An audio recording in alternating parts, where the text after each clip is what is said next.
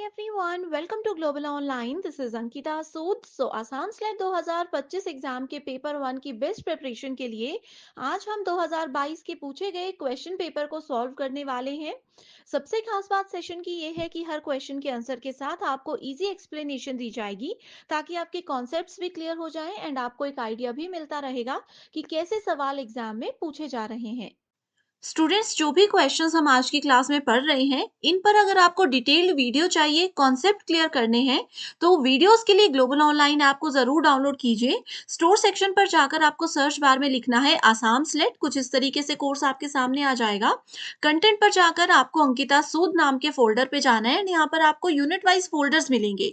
आप देख सकते हो बहुत से फ्री वीडियोस अवेलेबल है जिसमें यूनिट के क्वेश्चंस आपको रिवाइज करने हैं। आप उसके कॉन्सेप्ट्स क्लियर कर सकते हो, क्वेश्चंस को रिवाइज कर सकते हो। डिटेल्ड एक्सप्लेनेशन के साथ साथ आपको मॉक टेस्ट भी मिल जाएंगे।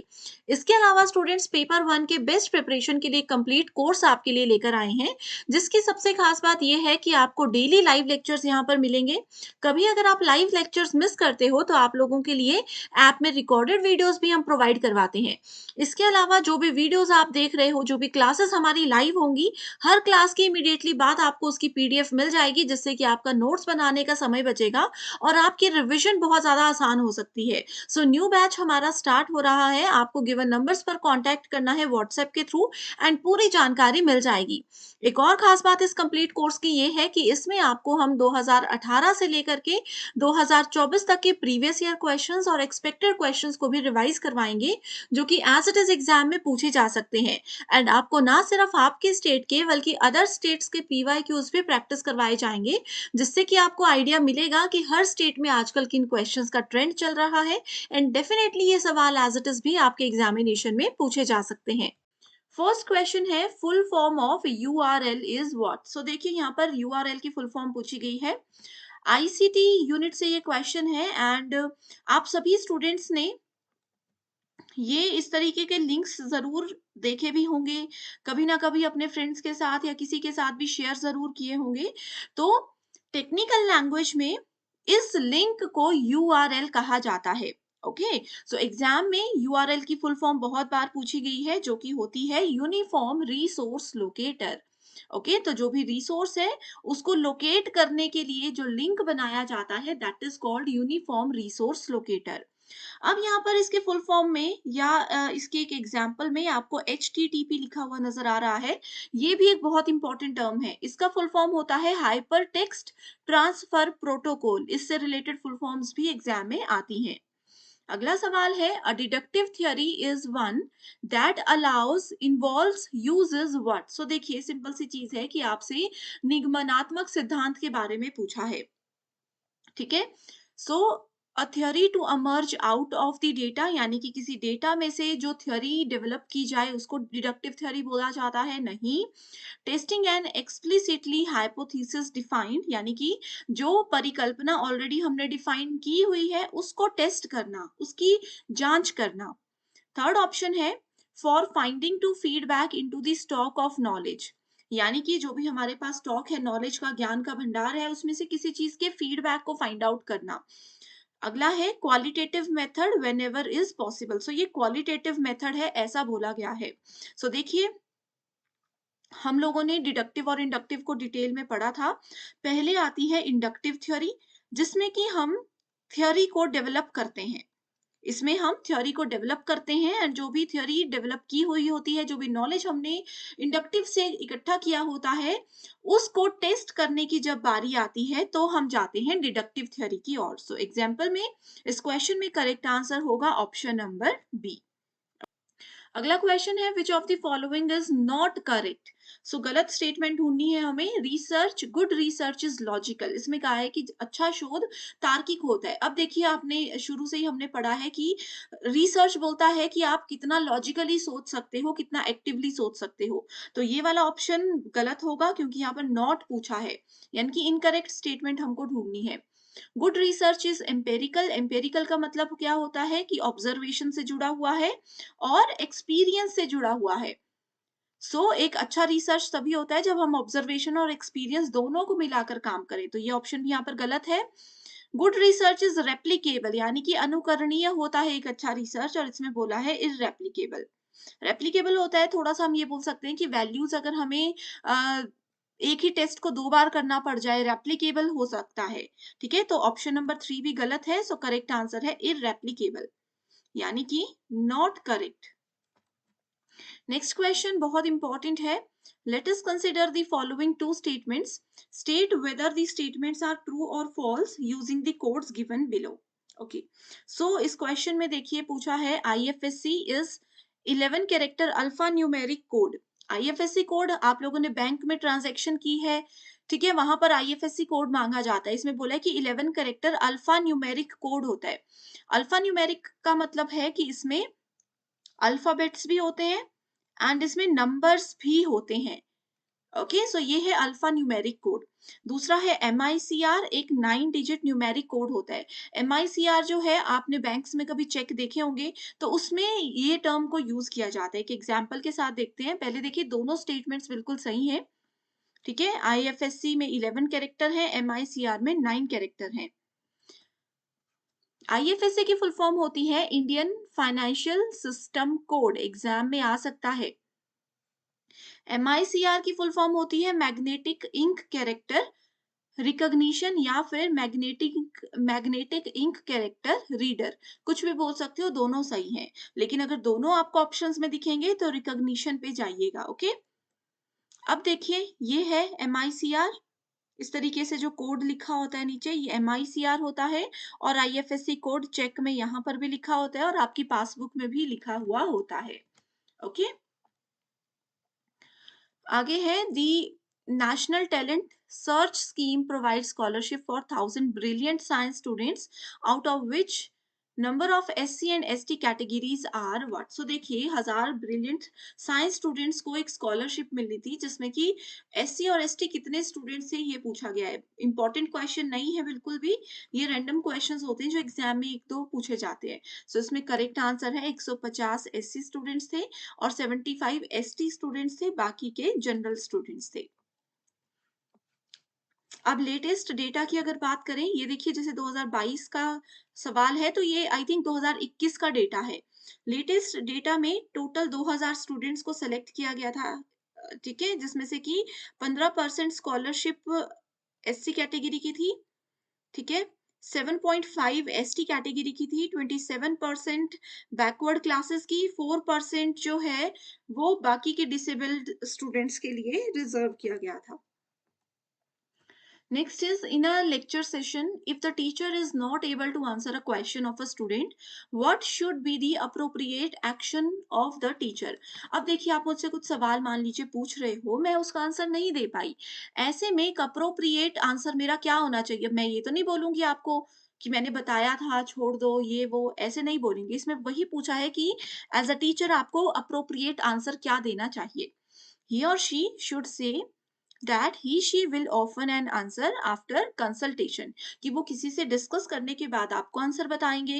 Rebuke the student for disturbing the class, किसी बच्चे को डांट देना कि आपने क्लास के बीच में सवाल क्यों पूछा, डिस्टर्ब क्यों किया। Immediately discourage the student by saying that the question is wrong, एकदम से बच्चे को बोल देना कि आप सवाल ही गलत पूछ रहे हो। अपॉलजीज फॉर हिज और हर इग्नोरेंस, अपनी अज्ञानता के लिए उनसे माफी मांग लेना कि भाई माफ कर दो, मुझे इसका आंसर नहीं आता। सो करेक्ट आंसर क्या होगा? यही होगा कि आप एज अ टीचर बच्चों को ये बोल सकते हो कि अभी मुझे ये कॉन्सेप्ट या ये क्वेश्चन का क्लियर आंसर नहीं पता, मैं डिस्कस करके या चेक करके आप लोगों को बाद में बता दूंगी। तो ये एक बेस्ट आंसर होता है as a teacher. Montreal protocol is concerned with what. So देखिए, एग्जाम के लिए ये बहुत ही ज्यादा इंपॉर्टेंट क्वेश्चन है, people development and environment unit से पूछा गया है। सो मॉन्ट्रियल प्रोटोकॉल किसके लिए बनाया गया था? बायोडाइवर्सिटी यानी कि जैव विविधता, क्लाइमेट चेंज यानी कि जलवायु परिवर्तन, ग्लोबल वार्मिंग या फिर ओजोन लेयर।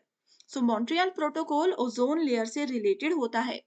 ओके, वैसे ही अगर आप ग्लोबल वार्मिंग और क्लाइमेट चेंज की बात करें, तो इन दोनों के लिए बनाया गया है क्योटो प्रोटोकॉल।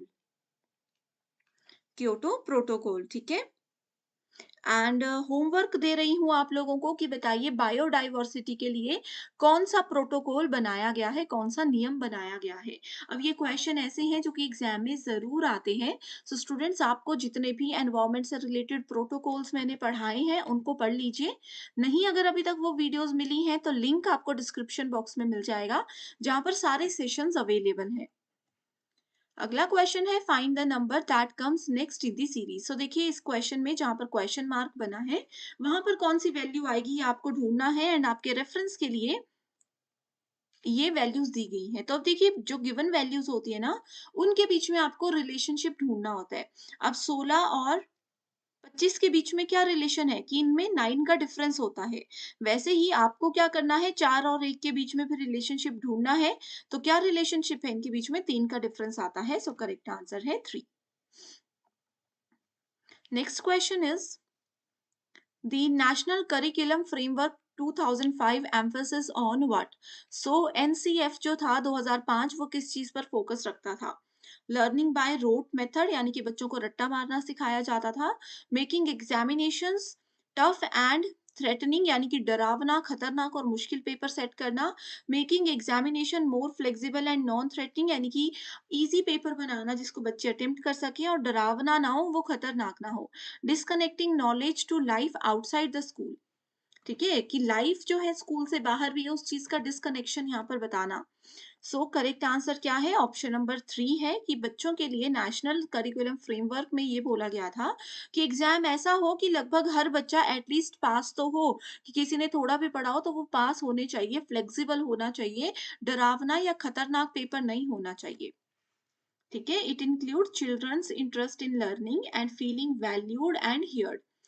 एनसीएफ 2005 में यही बोला है कि एज अ टीचर आपको ये ध्यान रखना है कि हर एक बच्चे का पढ़ाई में कैसे इंटरेस्ट बढ़े, कि वो ऐसा ना समझे कि मुझे इग्नोर किया जा रहा है क्लास में, आपको हर बच्चे की बात सुननी है।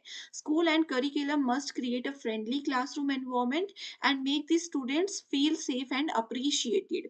यानी कि हर बच्चा अगर कुछ गलत भी बोल रहा है तो उनको डांटना नहीं है, प्यार से समझाना है। और स्टूडेंट्स के physical, mental and social growth, इन तीनों क्राइटेरिया, इन तीनों पॉइंट्स को ध्यान में रखते हुए पढ़ाना है, ये सब एनसीएफ में कहा गया था। आई होप स्टूडेंट्स ये सेशन आपको पसंद आ रहे हैं। अभी तक के क्वेश्चंस में अगर कोई कंफ्यूजन है तो पूछ लीजिए, एंड अगर चाहते हो कि कंटिन्यू करूं सेशन या आपकी कोई और पर्टिकुलर रिक्वेस्ट है, कमेंट करके बता दीजिए, मैं ज़रूर आपकी हेल्प करूंगी। In our present society where values are deteriorating, the excellent education will be the one that, इसमें कहा है कि हमारे समाज में आपको पता है जहाँ पर मूल्यों को हाथ से हो रहा है, यानी कि जो एक्चुअल वैल्यूज है उन पर अभी ध्यान नहीं दिया जा रहा, उनको मजाक के तौर पर रखा जा रहा है। तो ऐसे में एक्सीलेंट एजुकेशन वही होगी, कौन सी होगी एक्सीलेंट एजुकेशन, जो समाज में प्रतिस्पर्धा को बढ़ा देती है, कंपटीशन को बढ़ा देती है।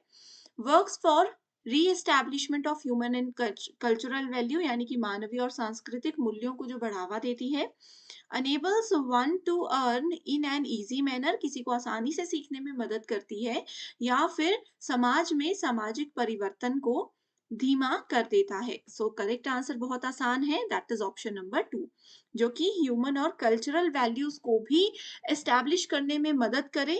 ऐसी एजुकेशन अगर स्कूल्स में दी जाएगी तो उसको एक्सीलेंट एजुकेशन माना जाएगा। अगला है which of the following body और bodies are present at present involve in accreditation of institutions of higher education. ये क्वेश्चन अभी हमने कुछ दिन पहले ही पढ़ा था लाइव क्लास में। सो एक्रीडिएशन देने के लिए कौन कौन सी अथॉरिटीज रिस्पॉन्सिबल होती हैं, कौन कौन सी बॉडीज रिस्पॉन्सिबल होती हैं, ठीक है। एक तो नैक होती है, NAAC, जिसकी फुल फॉर्म है national assessment and accreditation council. Option number 3 सही है। All India council for technical education, जितने भी टेक्निकल कोर्सेज हैं, बीटेक और ये सब, उनके क्रेडिट के लिए ये रिस्पॉन्सिबल है। और यूजीसी भी हमने पढ़ा था, यूनिवर्सिटी ग्रांट कमीशन। सो सही आंसर है ऑप्शन नंबर बी 1, 2 एंड 3। अगला सवाल है आईसीटी से related, FTP stands for file transfer program, file transit protocol, file transit program या फाइल ट्रांसफर प्रोटोकॉल। सो देखिए, कभी भी अगर आईसीटी में ऐसी फुल फॉर्म्स पूछी जा रही है और लास्ट में पी होगा, तो डायरेक्टली आप प्रोटोकॉल समझ लीजिए। तो ये प्रोग्राम वाले तो गलत हो जाएंगे, प्रोटोकॉल वाला आपका ऑप्शन सही होगा। ठीक है, तो इसका सही आंसर है फाइल ट्रांसफर प्रोटोकॉल। एफटीपी क्या करता है, अगर इंटरनेट के थ्रू हम एक मोबाइल से दूसरे मोबाइल में कोई भी मैसेज भेज रहे हैं, कोई भी फाइल भेज रहे हैं, कोई भी सॉन्ग वीडियो भेज रहे हैं, तो वो फाइल्स को ट्रांसफर करने का जो प्रोटोकॉल है, जो नियम है, जो रिस्पॉन्सिबिलिटी है, वो एफटीपी करता है। The full form of newspaper DNA is what. So DNA तो देखो साइंस में टर्म आती है, ठीक है, लेकिन यहाँ पर न्यूज़पेपर के डीएनए की बात की गई है।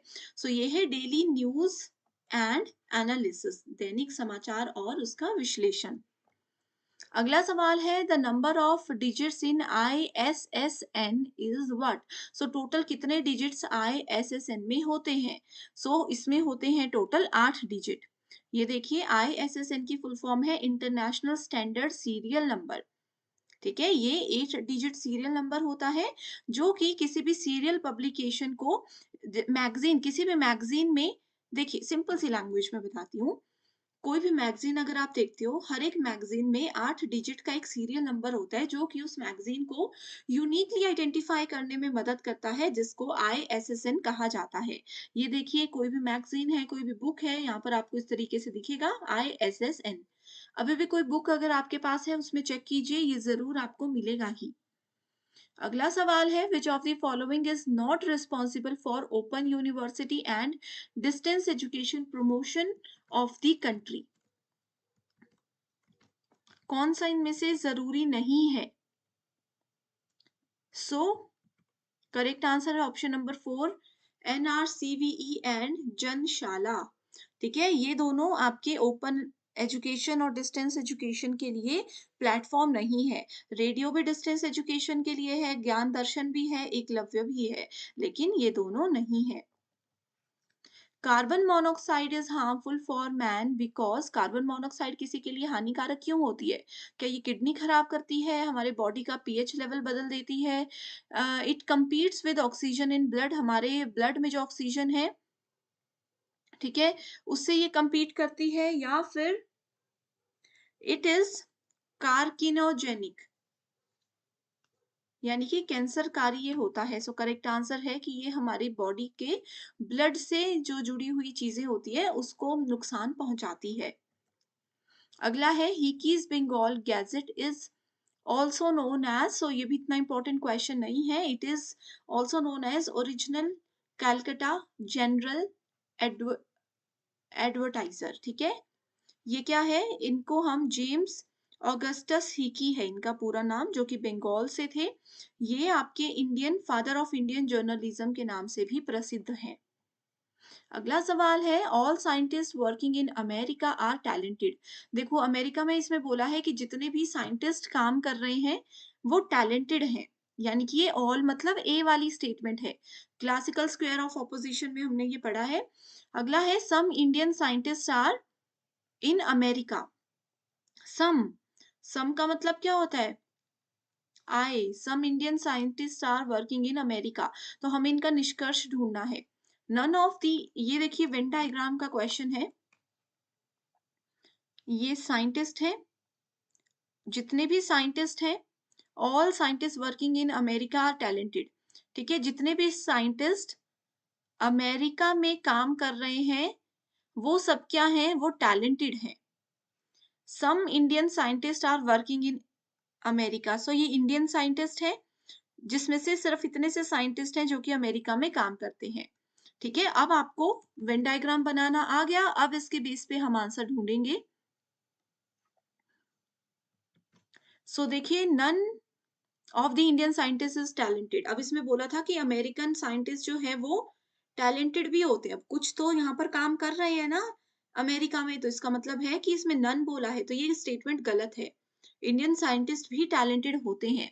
सम टैलेंटेड इंडियन साइंटिस्ट ये टैलेंटेड वाले हैं। हैव माइग्रेटेड टू अमेरिका, बिल्कुल सही है, हमने अभी इसमें बनाया, तो ये स्टेटमेंट सही होगी। All talented scientist are Indian. जितने भी टैलेंटेड साइंटिस्ट हैं वो सब इंडियन है। ये थोड़ा-सा डाउटफुल है, इसको फिर देखते हैं। अगला है some Indian scientist are talented. Some Indian scientists are talented, बिल्कुल सही। सो करेक्ट आंसर क्या हो जाएगा यहाँ पर? Some Indian scientists are talented. ये वाली स्टेटमेंट गलत होगी क्योंकि all Indian scientist are talented, यहाँ पर हमने ऑलरेडी इसको डिक्लेयर किया है। सो करेक्ट आंसर है 2 एंड 3। सो ऐसे वेन डायग्राम को 2, 4, 5 क्वेश्चंस को प्रैक्टिस कीजिए, आप लोग उसके बाद इजीली आंसर्स को आइडेंटिफाई कर पाओगे, ठीक है? अगला सवाल है the type of study which is loosely structured and design to expand understanding of a topic and provide insight is. वो कौन सा ऐसी स्टडी है जिसके जो वेरिएबल्स हैं या नॉलेज है वो लूजली स्ट्रक्चर्ड है, एक दूसरे से बहुत डिपेंडेंट नहीं है, ठीक है, और अपनी अंडरस्टैंडिंग को, अपनी समझ को ये बढ़ावा देने में मदद करते हैं। तो ये क्या होते हैं? ये होते हैं एक्सप्लोरेटरी, यानी कि खोजपूर्ण रिसर्च ये होती है। अगला सवाल है a plus B is equals to 2c, इसको आप ऐसे लिख लीजिए a plus B equals to 2c। अगला है c plus D equals to 2a। तो हमें देखना है कि कौन सी स्टेटमेंट सही है। तो देखिए इसके लिए आपको क्या करना है, इन सबको जोड़ देना है। a plus B plus c plus D equals to 2c plus 2a, right. अब देखिए यहाँ पर सी भी है, ए भी है, यहाँ पर भी सी और ए है।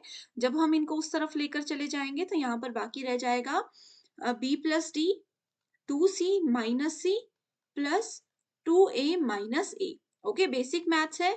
So B plus D equals to C plus A. तो आंसर क्या आ गया?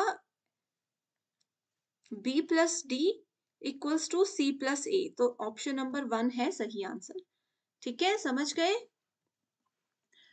इन सम लैंग्वेज, एग्जाम को हम ये बोलते हैं, सेम लैंग्वेज में रिजल्ट को क्या कोड दिया जाएगा। सो इसके लिए डायरेक्ट रूल बताती हूँ। देखो एग्जाम में ई में अगर 1 जोड़ेंगे तो एफ आ गया, एक्स में 1 जोड़ेंगे वाई आ गया, ए में 1 जोड़ेंगे बी आ गया, एम में 1 जोड़ेंगे एन आ गया।